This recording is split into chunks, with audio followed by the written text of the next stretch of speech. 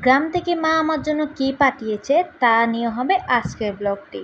আশা করব আপনারা এই ব্লগটি না টেনে সম্পূর্ণ দেখবেন। তো শুরু করা যাক। হ্যালো গাইজ, আসসালামু আলাইকুম। This is me Tanha daily blog and cook.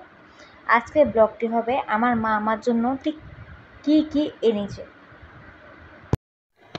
মায়েরা মেয়েদের জন্য কত কিছু করে, তাই না?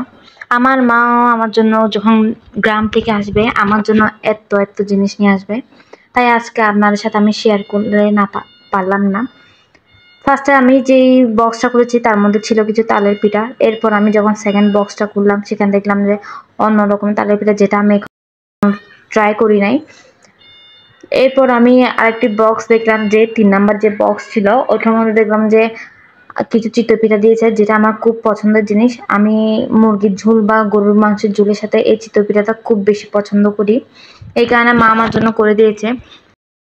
এরপর আমি আরেকটা পলিথিন খুললাম, দেখলাম যে ওখানের মধ্যে কিছু খাজা দিয়েছে। মা আমার জন্য গ্রাম থেকে খাজা বানায় আনছে, যেহেতু আমি এখানে থাকি আমার পক্ষে তো সম্ভব না এগুলো করা, তা মা ওখান থেকে করে নিয়ে আসে। এরপর একটা বক্স খুললাম, এটা আমরা দেখলাম যে মা আমার সংসারের জন্য যেটা ঝুড়ি, ছোট্ট ছোট্ট কি ঝুড়ি কিনে এনে আনছে।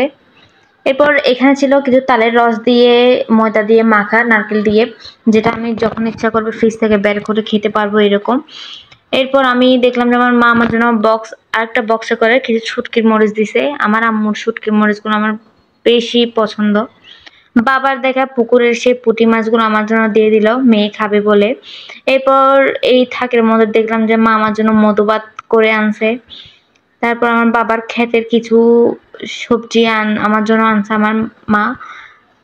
লেবু ছিল, তারপর আমার বাবার গাছের কিছু আম ছিল, তারপর হচ্ছে যে কিছু শসা ছিল। তো আজকে ব্লগটি এই পর্যন্ত। সবাই আমার জন্য দোয়া করবেন, ভালো থাকবেন, সুস্থ থাকবেন। আল্লাহ হাফিজ।